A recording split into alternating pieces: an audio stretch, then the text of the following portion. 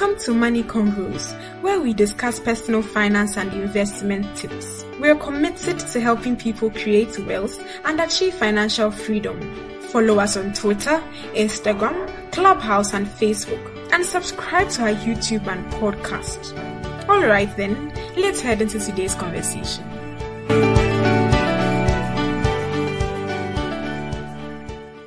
Adam, how are you doing? Hello, Kim, I'm good with yourself. I'm great, my brother. I'm good. And I say, for money convos for the show itself, I did change your how I pronounce the talk. Your in Samrani. How do we say that in English? Your appellations. Let me put it that way. Before people go and think you are usurping. Yeah. Oh. Anyway, you can quickly check your WhatsApp. I've sent you something interesting over there. Yeah. Okay. But while you check that, hello to everyone joining into today's conversation. The goal is for today's conversation to be boring. No, actually, we are going to talk about boring investments versus exciting investments. And I hope everyone will get at least a lesson in here. Something to give us pause before we take certain investment decisions. So I quite recall when I was in wealth management, I had a client and we were doing the usual stocks and bonds for him. You know, we had his risk allocation. Based on his risk allocation, some was invested in stocks, some was invested in bonds. I think he was even on the higher risk end of things. And he said, guys, look, I know you people have the deals. You have good deals. Right? Put me in those kind of investments. Give me the good deals. I was scratching my head. I was like, what's he talking about? Well, then again, yeah, there were certain deals, but he's like, oh, well, you know, or is it for the ultra high net worth? I'm like, oh, but you're also rich. You have plenty money with us. Don't worry about that. But I got his drift, right? And the whole point is people like to get in on the excitement of certain investment. They like to get in on things that people don't know anything else about. Things that is the hot tip. You know, there's a lot more for people in investing than just putting the money away and letting it grow. And so we're going to have a conversation about that, whether that's a good idea or not, and the example why people go like excitement when it comes to their investments. And we will look at in conclusion, you know, what should we do? Adam, how about you? And have you had any experiences either for yourself or with other people you've met who were chasing the exciting kind of stuff? Yeah, Elikem. I remember early days when I started reading and started my investment journey. There were some some online investment schemes that some friends introduced me to, and Charlie, I put in some monies there because the exciting prospects of making some returns in dollars was too strong to let go. But all of those things turned out to be interesting things. So yeah, and then Charlie, my money go lock from $200 and $300 and things. Can you imagine $200 in today's Ghana city? Roll.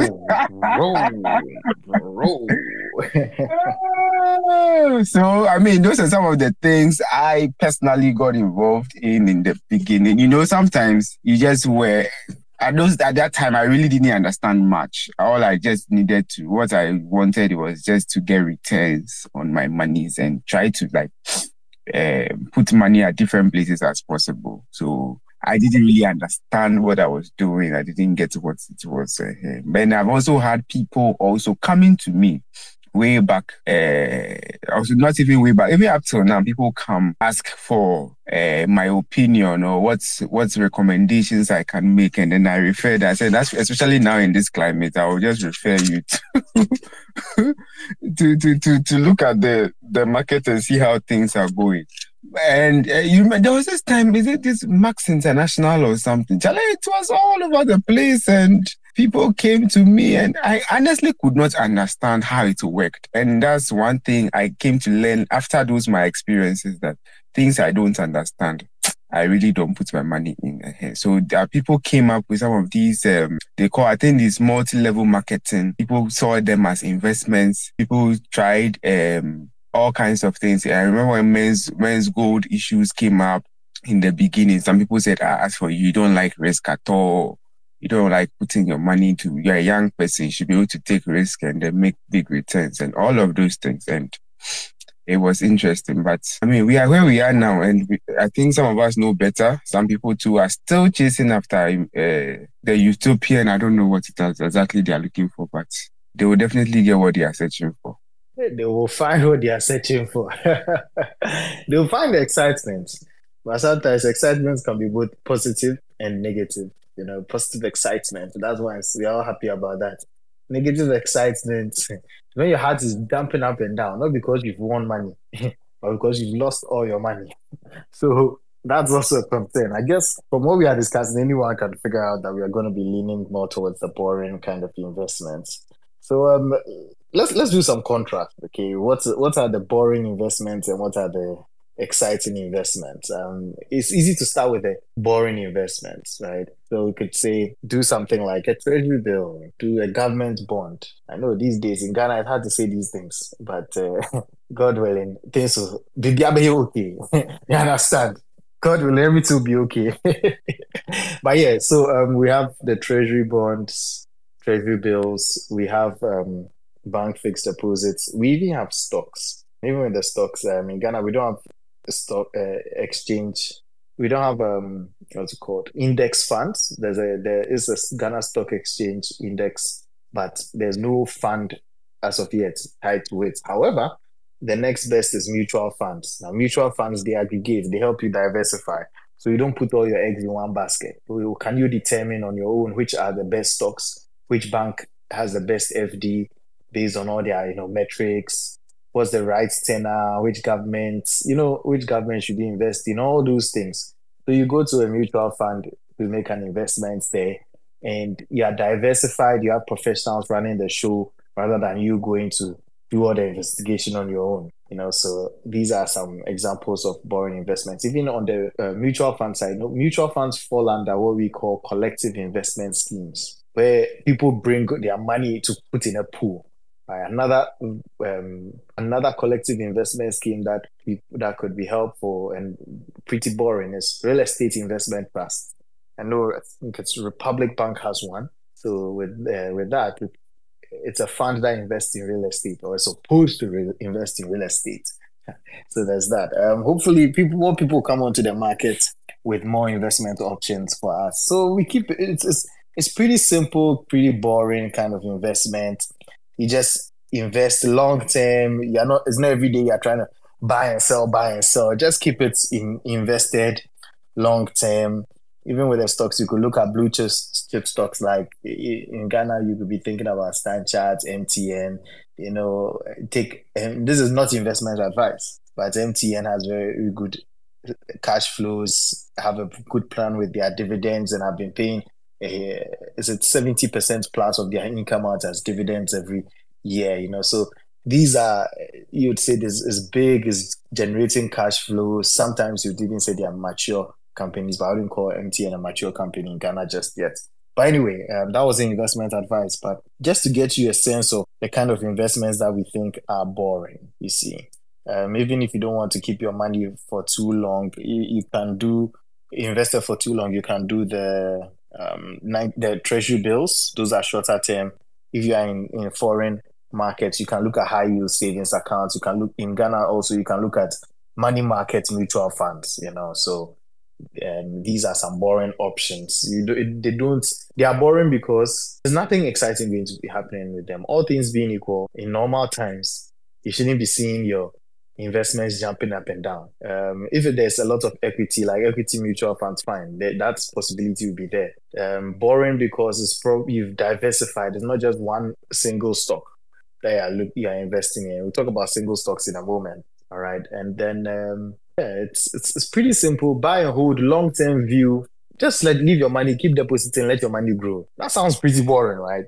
Other people like to hear some excitement. This investment and went up like this, it went down like this, or some hot news, something, So, Adam, you want to give some examples of? You already started that list, but more like in a broad sense, would you like to give us some examples of things that people find as exciting investments or investment strategies? Yeah, Yeah. like I think things like okay, let's starting from the Ghana context. I think people there's a new this thing trend I see especially online, forex trading. Yeah, it seems to be very, very promising, and people have all these ideas about what it brings. Crypto, there's a lot of talk about crypto. People don't really understand what it is, but they are because there's this excitement about it.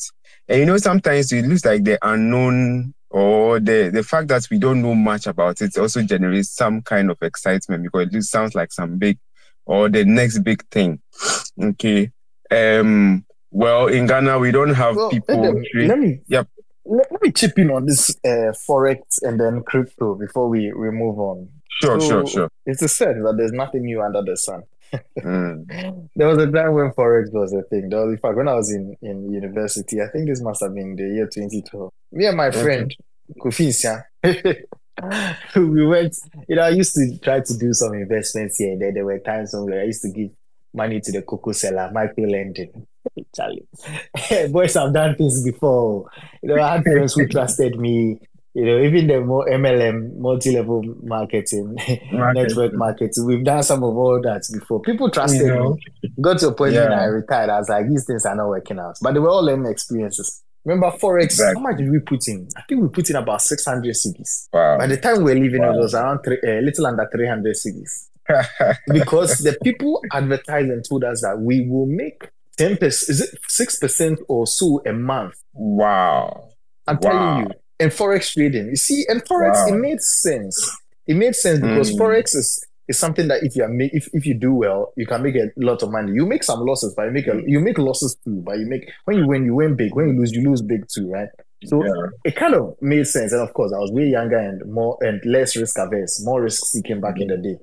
And so I went in there. They gave us this app, and Okay. you like you can trade. You can watch the way they do it. You can either do it the trading yourself, or you give it to them and they'll do it for you. That's where this 5, 6, or 10% a month comes in. Yeah. And there are two different charts or two different balances. One of them just keeps going up. The other keeps going up and down, up and down. So you would be led to think that the one that keeps going up is the one that is your real balance. But no, the real one is the one that fluctuates and even goes down. So by the time you're ready to cash out, that's what they're telling you. Oh no, that was really your balance and blah blah blah. Wait and Look at that. bro. And when I say nothing new under the sun, a friend of mine always asks, or his father asked. His father was a deputy managing director of one of our banks, and he's like, I don't understand why people keep falling for these things. Yeah. My friend told him that every year new people come online. Every year new people get into university or graduate from university. There's always a fresh crop of people. Take network marketing, for example, MLM. There's always new, energetic, and university students who can do this thing for you. They don't know about the old schemes. That the ones that we did. Exactly. There was this one. There was Syntech Global. That was well. I also did Syntech Global. Hey, we never met at the East Legon. Was it at East Legon? I think East Legon, yes. Yes, Charlie, that green sachet. Then there was another one, food supplements. EPX Global. Dear God. Charlie, we'll go for the conferences. We are hyped to become evangelists. Charlie, ready to go. Then, anyway, that was MLM. But then I'm not saying some of these things are wrong. It's about understanding what goes in there and appreciating the risk, right? Exactly. And knowing if it's for you or not. But Forex comes with a lot of risk. It's a lot of, especially like foreign exchange risk. A lot of times people think Forex you only win if you are going against a city, you only win. No problem, that's true. But do you remember December 2022? Exactly. December 2022, by that time, the cedi had depreciated about 50% against the dollar.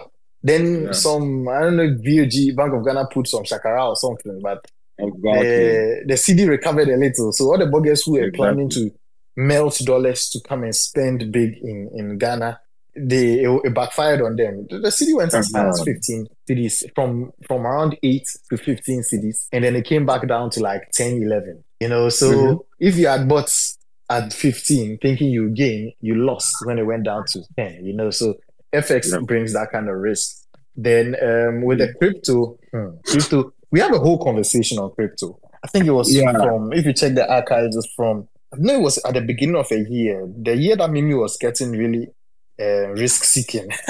That must have been I think it was 22. last year Oh or no, I think 22, I think it right? was 22. Yeah. Because 22, you wanted yeah, us to do real estate. We talk about real estate, yeah, crypto, all those yeah, funny things. So I encourage people to go back and listen to that conversation. But crypto comes with a lot of risk. It fluctuates. It's not guaranteed. In fact, people tell you there's no real asset backing crypto. There's no yeah, business backing it. It's a lot of sentiments, right? So we are saying these things are exciting and we would discourage you from doing it. But I'm trying to give you reasons why people shouldn't do them and the risks that they come up with, that they bring up. Um, so yeah, Adam, yeah. any And more exciting things? there is also option derivatives, or maybe like options and stuff like that. It's just that Mm-hmm. here in Ghana, I don't find any of these things on our markets necessarily. But people have access now because we have apps and things. People have access to Mm-hmm. some of these things That's the thing. uh, especially maybe on the New York Stock Exchange and the London Stock Exchange, and they have Mm-hmm. wild things, and some people Yeah. are very excited about these things, and Mm-hmm. because it's also the ease of payment and movement of money now. You can do some of these things on your phone without the Mm-hmm. initial hurdles as we used to have back in the day. So people have access to these options too, options and Yeah. forward contracts and what Mm-hmm. have you, which leads into commodities. There are some called gold, cocoa, all those in the futures market. All these things are there. Mm-hmm. So they all are very, very interesting stuff. And if you Mm-hmm. don't really understand and you don't know, and people have actually made money out of these things, and people actually have a lot of their portfolio in some of these things. But I feel that, like I said earlier, you need to understand what you are doing and understand the risks that you are taking. Mm-hmm. Then you can be able to flow with that. And there's also the good old venture capital and private equity, Yeah. which they are using in dealing with all these. That space is also another space in altogether. I see a lot of those things online because you see all these, especially budding tech companies, new tech companies trying to raise funding and talking to these venture capital funds and all of the private equity people. And some people too, especially for those who have been able to have these extra monies and they are like now at that point where maybe they are high net worth individual and things, they may want to pump their money into some of these things. And I think some do it in our part of the world. People do it, but we may not call it venture capital, like as a formal thing. But people are doing all of those things, like what you were trying to do with the cuckoo. Is this cuckoo seller or whatever? Yeah. That is micro credits. Yeah. Yes, And even micro people voice, do a like lot. your friend will say, invest in a business. Somebody will come up with a business idea. Exactly. Yeah. I know people who have said that, then it's better I go and buy goods from China and come and sell here. Like, all those mindsets of setting up a business seems exciting, much more than the traditional investments that we all understand. So those are some of the, how do I call it, exciting. And then even real estate, real estate, you mentioned real estate investment trust earlier, maybe for more of the boring, but then real estate in our market is a bit interesting, but I know in where you are, people are able to just buy and flip buildings here and there or real estate properties here and there. So that one too is also a very exciting prospect where, one moment you just bought this house and the next moment you have flipped it, you have sold it, and then you make a margin on it and you move on to the next one. And some people even do that without necessarily owning their property, just probably using debt borrowing from here, doing this one from here, doing this, it's like pa, pa, pa, a little here, a little there, and then they get it moving. So that is also one of the areas we can think about. And as we mentioned earlier about the multi-level, it's those are some of them are genuine things, just that they are not sustainable. Then we also have pure scams, pure scams where the people are set out to scam you. But it sounds so exciting because the promised return is too good to be true. And people actually like that. So they like to hear, like, for example, I remember this, the tilapia things that came out where people were promising 90% return, 80% return. And it was exciting. I remember one of my brothers came to tell me he was doing sales. I said, "You sure?" I said, "Hey, master." Unfortunately for him, that was when I had just started the stock exchange course. So my mind was beginning to open about this. I said, "There's no way you can tell me you can give me 90% in a year in this country with what tilapia?" No, but it was exciting. I know a lot of people who put in so much money into it, and in the end, they lost. So these are some of the exciting investment options over there we have. Yeah. Yeah, these are some really good examples. And like thinking about the tilapia thing goes back to what you said earlier, that some people are able to make money in these things. But you have to ask yourself, are you in the position to make money out of this? Why will it be you making the money?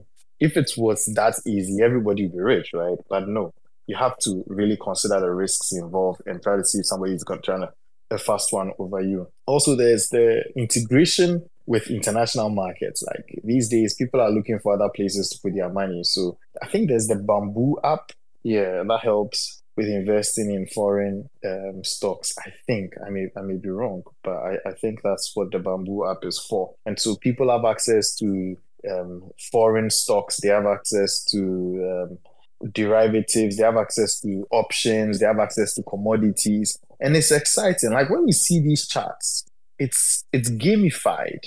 Especially something like Robinhood. If you've heard about the Robinhood app in the US, and I know some of our audience are abroad, so this could be relatable, right? It's the way they will tell you, oh, you have this money on your balance. Why not use it for this? This is the little hot tip. And when you invest, they throw some animations up, and you think it's a game. You're excited. These companies are psychologists to tell them the best way they can keep you coming and spending money. And some of them they make their money per trade. It's not that they win when you win, right? They make their money per trade, whether you win or not. So you really need to think about who is on the other end of it. Take day trading, for example. People like to do buy something and sell it immediately on the same day, or like within days, very short term. That increases the taxes you pay, and also just puts you in a situation where you would think you have control over certain things, but really you don't. There's an illusion of control. There's also the fact that you are going up against professional investors who do this their day job. You are doing this on the side of your main job. So you are coming up against these other people, whether it's Forex or what, you are going up against people in the treasury. Those people, they are very experienced and learned in the stuff that they do. So what can you as a common person do coming up against them? It's always interesting when people hear, oh, you did the investments. Why when they're having the conversation with me, why don't you tell me, like, what should I do? And I tell them, let's go and do an index fund. And then you can see the look on their face, just like, bro, like, I thought you were going to tell me something exciting. Like, what's that boring thing? But that's not the purpose of investment. The purpose of investment is not to give you excitement. If you want excitement, go do a roller coaster. Okay, there you get your good throws of ups and downs, and you won't lose your money in it. Very few people died out in the roller coasters. But in the money, when we're investing, when you go and take too much risk, you lose your money. So let's now talk about like why people do this. Just to quickly list some of the things. And Edeb, just stop me. I see Mimi in there. Maybe feel free to join us up here. Stop me if there's anything you can relate to or you want to harp on. So, but I'll just make the list real quick and feel there's stuff that we can all relate to. So there's fear of missing out. when everybody is doing something and you feel like, hey, Tali, everybody's investing in tilapia, everybody's doing men's gold. You look around you, everybody's doing something, and yet you are not doing it. So you feel like, look, at least let me just do some, you feel like you are missing out on something. Maybe everybody knows something and you are the one who doesn't know it. Something similar to is herd mentality, where everybody is investing in something. So you look at the larger group, everybody is doing something. So you know what, I also do it. Everybody's investing in MTN, I also invest in MTN. Everybody's investing in GCB, I also invest in GCB.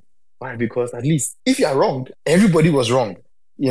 If you are right, or if they were right and you didn't join, then it comes back to that fear of missing out, right? But being with a group like herd, like a group of animals, right? That herd mentality gives you some protection psychologically from making a bad decision. Then there's overconfidence bias. Like some people really feel like they can time the markets, they can game the system, and they are really confident. So sometimes they can do it. Sometimes you make an investment and it went well. There's no guarantee that that same thought process that got you there will work out subsequently. It's kind of like when we were back in school. When you get an A, you say, well, you got an A. But when you get a D, you say that the teacher gave me a D. You overestimate your skills.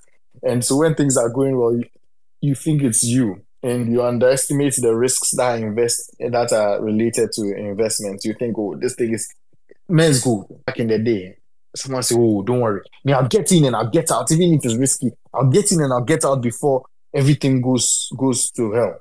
And I once advised somebody against, I was like, look at the gold, look at how gold is trading, what kind of profit are you going to be making? Like all of that. And the person he made some money and he told me, oh, well, I did it and I got some money. Eventually, when men's gold went out, I asked him, how did it go?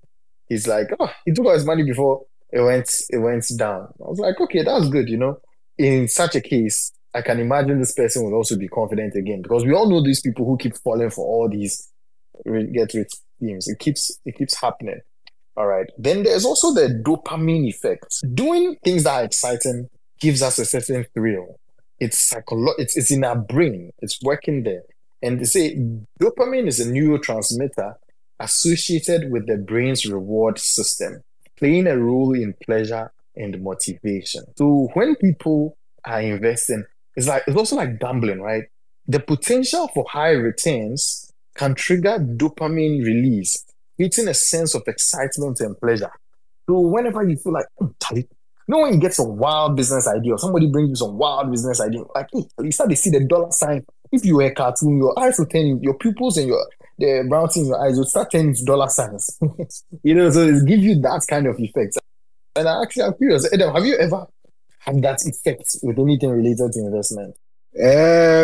Not quite. So not quite, but I get that drift. I have had that feeling with other stuff, but not quite with investment. Yeah. Gotcha. Yeah. Now, another reason that people do these kind of things is social media and influencers. This one, Adam, I know you are clued in on the social media space more than me and Mimi. Don't make me catch stray bullets. So can you expand a bit on like the influence of media and social influencers on like how people make their investment decisions? Okay, so now social media is in our face. It's everywhere. Like and that's what we are holding in our hands as we are moving around wherever we are going. We have these apps on our phones, and you have some of these influencers who promote some products. In fact, if you quite remember, a very key part of the marketing campaign for Men's Gold was using celebrities and well-known people to promote their products. That will be more of traditional media. But then you have a replication of that on social media also, where a lot of some of these products that are coming up, some are outright scams, some are things that people really do not understand. Some are also products maybe that are genuinely, that are genuine. And you have these influencers and people promoting them.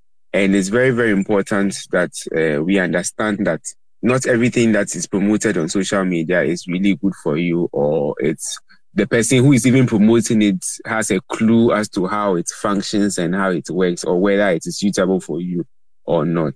So you have influencers, and you even have just general, it's also social media also sometimes works like word of mouth. You can see that somebody can just tweet a random information concerning some kind of investment, and then you see so many reactions to the post, and people actually read these things without any how do they call it, confirmation or otherwise, and they run with some of it.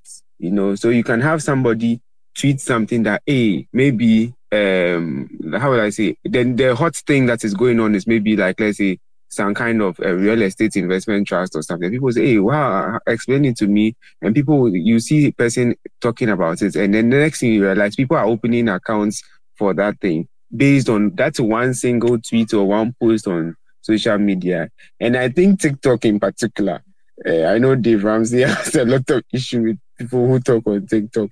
TikTok in particular is now like a very popular platform, and a lot of people pick actual investment advice from there, and it's wild. Yeah, so people actually are moving with things that people are sharing on TikTok, not necessarily because the people who are sharing it know what they are saying, but well, the person has maybe 1 million followers, so what he must be saying must be true, and then people run with it. Yeah. Yeah. Look, these days, anybody with internet can just go and spew whatever they want.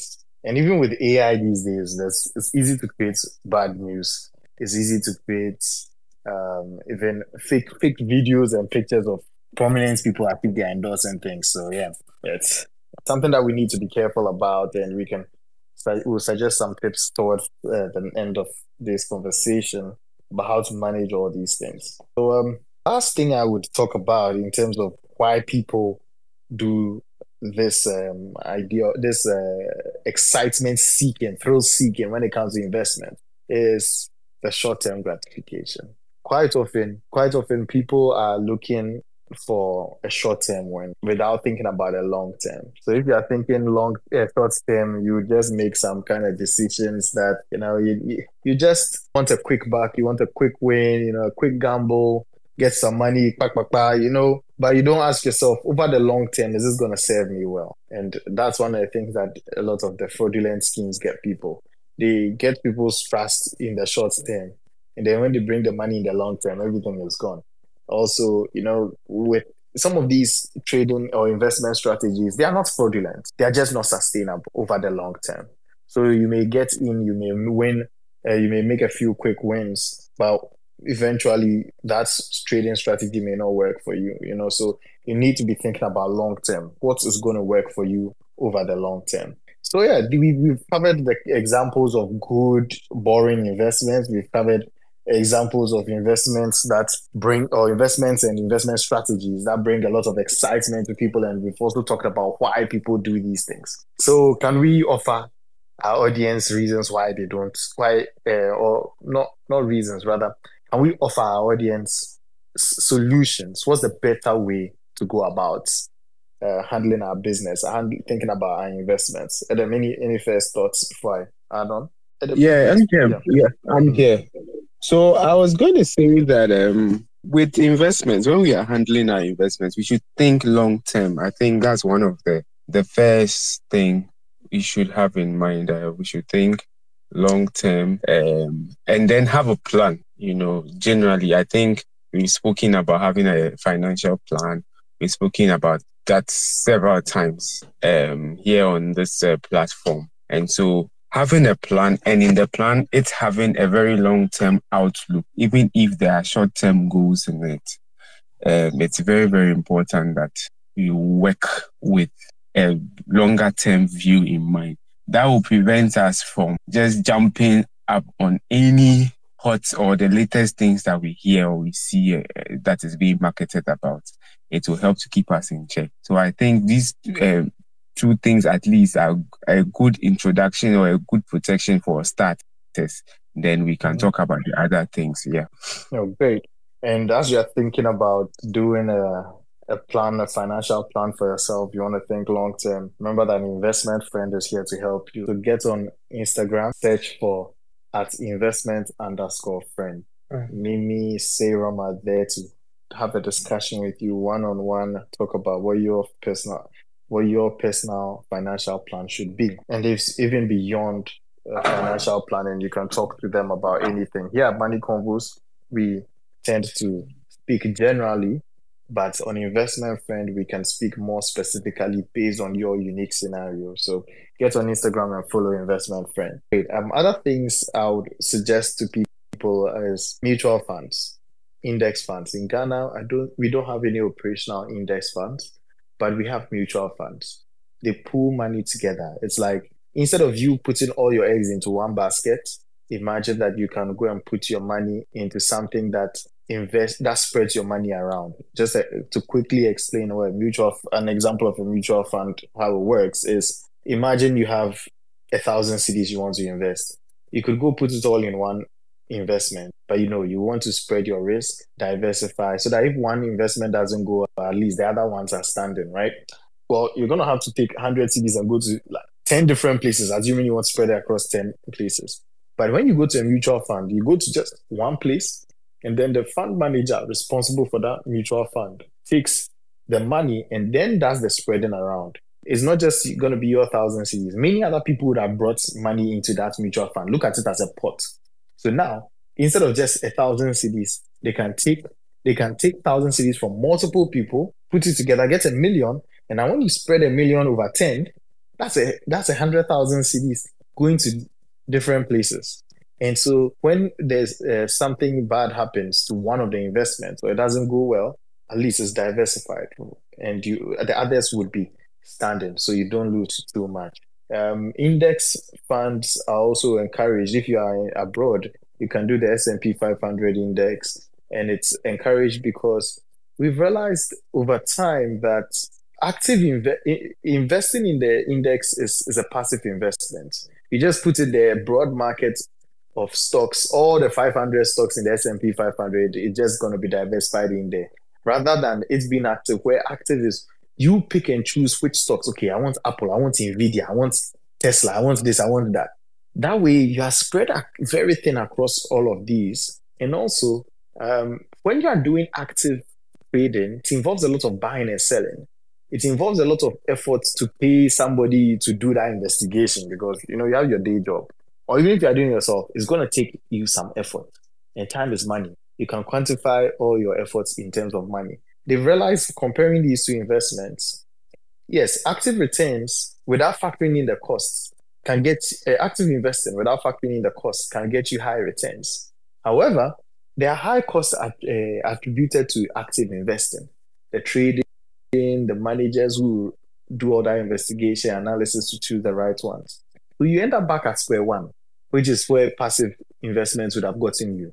In fact, there was a time when Warren Buffett and was it a hedge fund manager took a bet. Now, over a 10-year period, there will be an active investment that they will look at and they will compare it with the S&P 500. And the loser will have to pay $1 million to the winner's preferred charity. And Warren Buffett won. The active trader did not lost because his fund did not outperform the S&P 500 over that 10-year period. So, well, if even Warren Buffett, who is a guru in investments, encourages passive investment through indexes, whom am I go against him? Anyway, that's one boring way. And you just put the money there. Every month as you get some money, you just top up. Don't try to time the markets. Just do it. And as you are doing these things, you are diversifying your risk.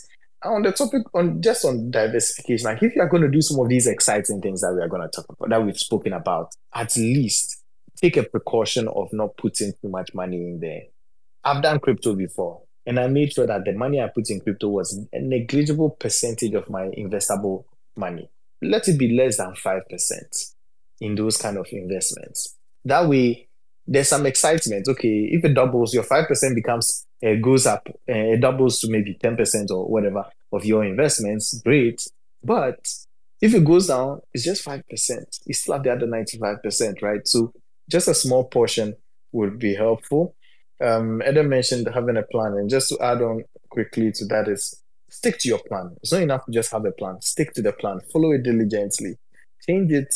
Yeah, you can review it every year, but change it only for good reason, like a significant life change. You didn't have children before, now you have children. You were not planning to go abroad, now you are planning to go abroad, or you are abroad. Like things have changed. Your career used to be stable, but now you are in an unstable career. Like these are things that you would cause you to have to change your plan. Don't just change your plan because you slept on the wrong side of your bed, you had some bad dreams or something, just stick to the plan. Also on the influencers, you want to be sure or be careful about who you are being influenced by. You need to make sure that it's not just about this person having many followers. I can go on Twitter or go on any social media platform right now, search for people who can boost our followership and pay good money for us to grow up from where we are now to much higher number of followers, and then suddenly people will be believing me. No, you need to follow the right people who have a track record of good results. Then they are experts in what they are doing. Do they have the qualification, especially when it's finance? Do they have the necessary qualifications? Do they have the right work experience? And over time, have they been doing this over time? Not somebody who's just fresh out of university. They need to cut their teeth, So that is also another thing you should think about. And beyond just hearing from other people, in terms of the influencers and experts, educate yourself. There are certain basic things you can do. There are books that we've read here on Money Convos, which I would encourage people to read. Just sharpen your own cutlass. There's dumb things smart people do with their money. There is, in fact, an easy one that everyone should read: The Richest Man in Babylon. The Richest Man in Babylon. Very easy, short book to read. There's also Psychology of Money. That one gets a bit more intense, but there's the Psychology of Money. So you can read that also. Then there's The Millionaire Next Door. The Millionaire Next Door. You should pick up that book. It's a good read also. So cutlasses. Seek some education and then understand what we are going to invest in.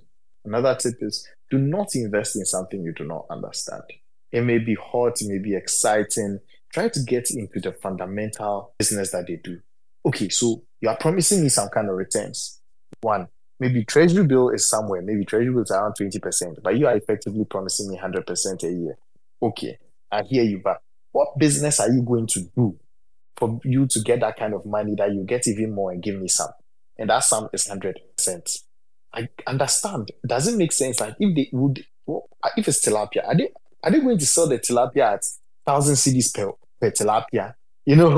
Like try to understand, make it make sense, corroborate this information to somebody else. In fact, sometimes people make it look like, oh, just believe me, just trust me, and they may make you feel like, well, you don't know this, so you just trust them. They are the experts. No, it's better to feel inadequate than to lose your money. That one you'll be properly inadequate in your pocket. You understand? So wait, pull the trigger when you are sure of what you are going to do, when you've gotten enough understanding. Usually, with investments, most of them, I can explain it, or a proper professional can explain it to the lay person for them to understand. There are certain transactions that are really tricky, and the more complicated it is, the more risky it is, and just avoid that. Leave it to the professionals. Leave it to the big boys. They can handle the risk. If they lose 1 million, they won't bat an eyelid. It's a rounding error for them. Let them do that. But those of us who are coming up, please, let us stick with what we can understand. Okay. And as we say, seek education.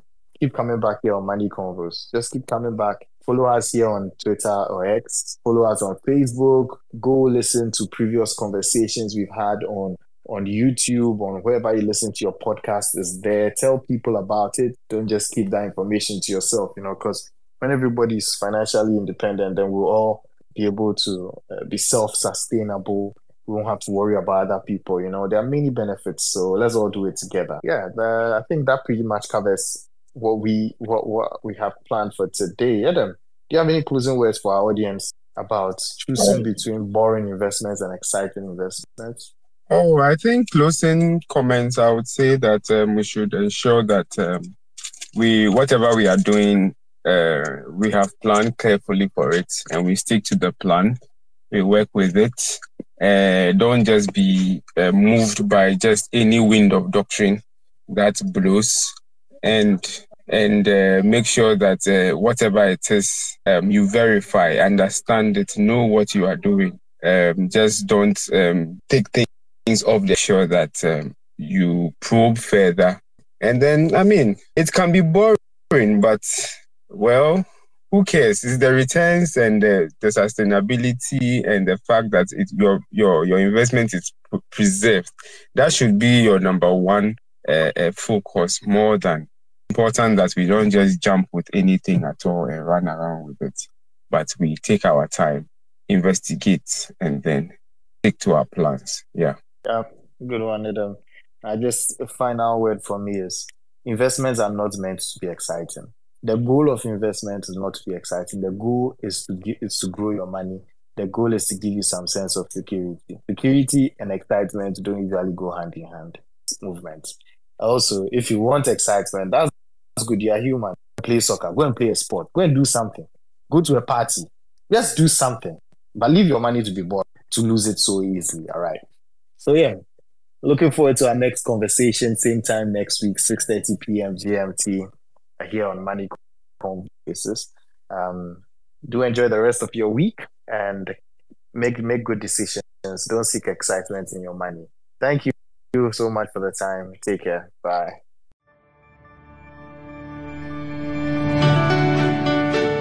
Thank you for taking the time to listen to our thoughts. I hope you learned a thing or two and start practicing. Don't forget to follow us on Twitter, Instagram, Clubhouse, and Facebook, and subscribe to our YouTube and podcast. Do tell a friend about Money Convos so we all become wealthy together. Talk to you soon.